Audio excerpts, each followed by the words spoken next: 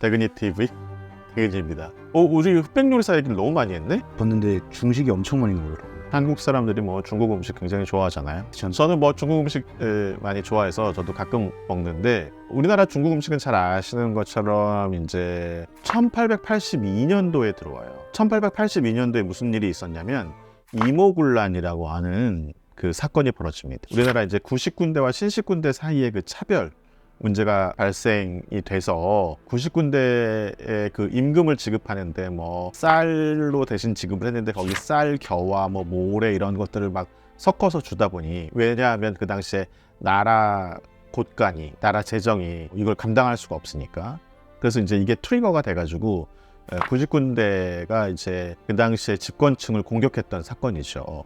그 당시에 집권층이라고 하면 이제 고종과 명성황후였잖아요. 또 그 명성황후를 중심으로 한 외척들, 민씨 일가들이 많이 집권을 하고 있었기 때문에 민씨 일가들이 이 당시에 많이 죽기도 하고 그랬습니다.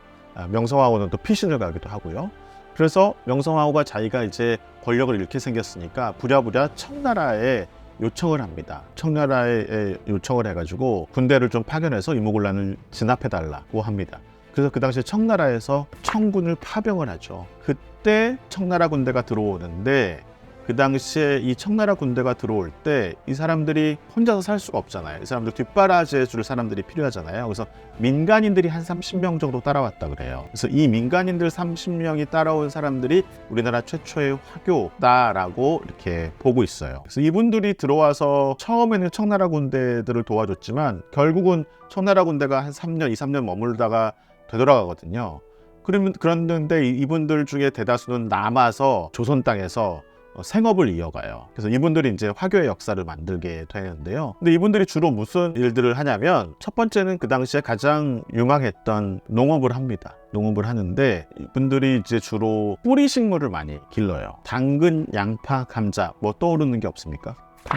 네, 중국 음식에서 자주 쓰이는 재료예요. 이런 농업에 종사하시는 분들도 있었고요, 상업에 종사하시는 분들도 있었어요. 포목상을 한다든지 이제 뭐 무역을 한다든지 이런 것들을 통해서 굉장히 큰 돈을 버시는 분들도 많이 있었고, 일부는 이제 음식업을 하기도 합니다. 보통 그 당시에 청요리라고 불렀는데요. 그래서 이제 이분들이 주로 정착했던 곳이 인천, 그 당시에 제물포라고 많이 불렀죠. 그 다음에 뭐 군산, 목포, 뭐 부산, 이런 항구 도시예요. 전국적으로 이제 이분들의 그 세력들이 커지면서 뻗어나가게 되는데, 항구 도시에 이분들이 주로 정착을 하면서 이 마을들의 주로 차이나타운이라고 하는 중국인 화교 집거 지역이 생겨납니다. 집거 지역에서 요식업이나 이런 것들을 많이 하게 되죠. 그래서 우리나라 중국 음식점이 이제 발달을 하게 됐는데, 사실은 초창기에는요, 이 중국인 분들이 만들었던 음식점이 두 종류예요. 하나는 지금처럼 우리가 먹는 중국 요리집이고요, 하나는 호떡집이에요. 호떡집을 요즘에 보면 길거리에서 그냥 이렇게 간식처럼 우리가 먹잖아요. 근데 옛날에는 그러지 않았고요, 호떡집도 이렇게 정식 식당이 있어가지고 그 식당 안에서 호떡을 사 먹었어요. 그래서 이렇게 두 종류의 식당이 있었습니다. 중국인들이 운영하는 식당이 주로. 길거리 음식이 아니었군요. 네, 길거리 음식이 아니었어요, 원래는. 자, 그런데 이 중국인들이 전 세계적으로 보면은 차이나타운을 많이 형성해서 그 지역의 경제권을 다 이렇게 장악하게 되잖아요. 경제권을 장악하는 과정이 어떻게 되는지 아세요, 혹시? 이 사람들이 경제권을 장악하는 과정이요, 일종의 동향 네트워크라고 부르는데요. 같은 고향의 네트워크를 통해서 서로 밀어주고 땡겨주고 하면서 특정한 지역의 경제권을 이제 장악해 가요. 예를 들면 내가 청요리집을 여기 만들었어요. 네. 그럼 청요리집을 운영하기 위해서는 굉장히 많은 재료들과 시설과 설비들이 필요하잖아요. 친구가 중국집을 하면 다른 친구는 밀가루 장사를 하는 거예요. 또 다른 친구는 정육점을 여는 거예요. 나무젓가락집을 여는 거예요. 단무지집을 여는 거예요. 이렇게 자기들끼리 아는 네트워크를 통해서 이 지역에서 이런 이제 상업들을 연쇄적으로 하게 되고요. 그러면 결국 이 중국집이 잘 되면 다 잘 되겠죠. 이런 방식으로 이제 특정한 지역의 경제권을 장악해가는 이런 과정을 썼습니다. 교수님이 잘 되면 저도 잘 되는 것처럼. 그렇죠. 우린 동향 네트워크는 아니고 무슨 네트워크라고 얘기해야 되지? 제가 유튜브가 잘 되면 PD님도 뭔가 먹고 살 수 있게 되는, 그렇죠, 이런 구조가 생기는 거죠. 이런 식의 네트워크를 통해서 화교 경제권이 이제 장악이 된 거고.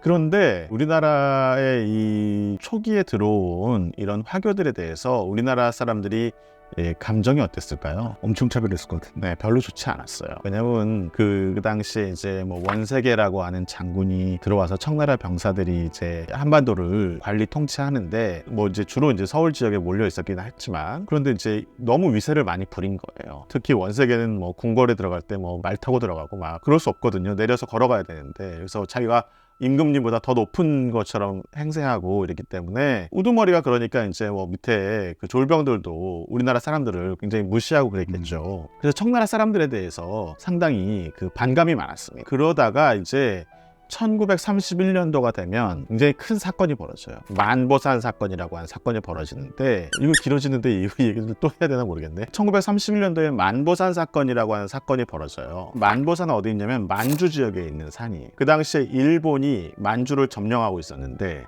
거기는 조금 땅이 척박한 땅이잖아요. 그래서 이 만주 지역을 땅을 개간하기 위해서 조선 사람, 일본 사람들을 많이 보냈어요. 그래서 조선 사람들도 많이 이주해서 갔거든요. 근데 가서 보니까 땅이 척박해, 정말. 물이 없어요. 그래서 물을 끌고 와야 돼요. 그래서 저 멀리서 수로를 끌고 옵니다. 수로를 끌고 오는 공사를 어느 날 하는데 중국인들이 나타났어요. 이게 원래 자기네 수로인데 조선 사람들이 와가지고 수로를 막 빼가거든요. 그래서 여기서 이제 충돌이 생깁니다. 충돌이 생겨서 이제 조선 사람들이 겁을 먹고 하니까 그 당시에 만주를 점령하고 있던 일본 경찰서로 피신을 해요. 일본 경찰서로 들어가 있는데 중국인들이 물러가질 않아요. 계속 항의하면서. 그러니까 그 당시에 일본 경찰이 나서서 총을 쏩니다. 총을 쏘는데 사람한테 직접 쏜 것은 아니고 허공을 향해서 쏴요. 그래서 다치거나 죽은 사람은 없었어요. 그래서 이제 이렇게 해서 중국인들을 해산을 했는데, 일본이 여기서 잔꾀를 씁니다. 가만히 보니까 이 사건을 좀 키우면 자기네한테 좀 도움이 될 것 같거든요. 그래서 그 당시에 만주 지역에 주둔하고 있던 조선일보 기자한테 이 사건을 이야기해 주면서, 야, 지금 조선 사람들이 중국 사람한테 맞아 죽었다, 이렇게 말을 흘립니다. 그래서 조선인과 중국인들의 갈등을 부추기는 것이죠. 이것을 통해서 일본이 만주 일대의 장악력을 더 높이려고 하는 시도를 하게 됩니다. 그래서 이 기사를 조선일보 기자가 직접 확인도 하지 않고 기사를 냅니다. 특히 호해까지 냅니다. 막. 그래서 이게 이제 여러 차례 반복해서 기사가 이제 나기도 하고 그랬는데요. 근데 이 호해가 이제 막 뿌려지니까 그 당시 조선에 살고 있었던 사람들이 이 기사를 보고 울분에 찬 거예요. 이 중국인들이 우리를 무시하더니 심지어 이제 우리 동포들까지 죽인단 말이야? 이렇게 이제 알게 돼서 그 당시 중국인들의 중요한 집거 지역을 엄청나게 공격합니다. 위쪽으로는 평양부터 시작해서 인천, 뭐 군산, 목포 이런 지역들에서 전국적으로 반중국인 운동이 일어납니다. 조선 사람들이 때로 몰려가가지고요, 죽창을 들고 중국인들을 살해하고 때려 죽이고 집에 불을 지르고, 심지어는 아이를 가진 중국인 여성도 아주 무참한 방식으로 살해했습니다. 이런 사건을 우리나라 역사에서는 잘 안 가르치죠. 그러다 우리는 알 필요는 있다고 생각합니다. 역사를 객관적으로. 그래서 우리도 그런 잘못을 할 수 있다라고 하는 측면에서 알아야 된다고 생각을 해요. 그래서 이게 1931년도에 일어났는데요. 이걸 그래서 우리가 만보산 사건이라고 불러요. 만보산은 만주에 있었지만 거기서부터 일이 시작이 돼서 만보산 사건의 여파로 해서 이 한반도에서 중국인들에 대한 저항운동, 저항폭력이 행사됐던 사건을 통칭해서 다 만보산 사건이라고 불러요. 그런데요, 이때 사람들만 죽인 게 아니라 중국인들이 살고 있는 집에도 불을 질렀어요. 집하고 식당에도 불을 질렀어요. 청년의 집에도 불을 질렀고 호떡집에도 불을 질러요. 그래서 어떻게 됐겠어요? 난리가 나겠죠? 호떡집에 불났다라고 하는 소리를 우리가 하잖아요. 엄청 큰 사건이 벌어졌을 때, 야단이 났을 때 그 말이 이 사건에서 비롯되었다라고 하는 설이 가장 유력합니다.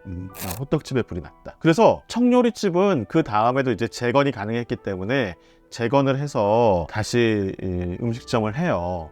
그런데 호떡집은 그 이후에 많이 없어졌어요. 그래서 지금처럼 길거리 음식이 됐는데, 이제 길거리 음식이 된 것은 호떡을 먹어본 사람들은 맛있었다는 걸 알게 되잖아요. 그래서 이제 조선 사람들이 이걸 이어받아서 하는 거죠. 그래서 청요리는 화교들이 주로 하고 조선 사람들은 호떡 장사를 하게 되는 이런 상황이 이제 벌어지게 된 겁니다. 대근이 TV 대근입니다.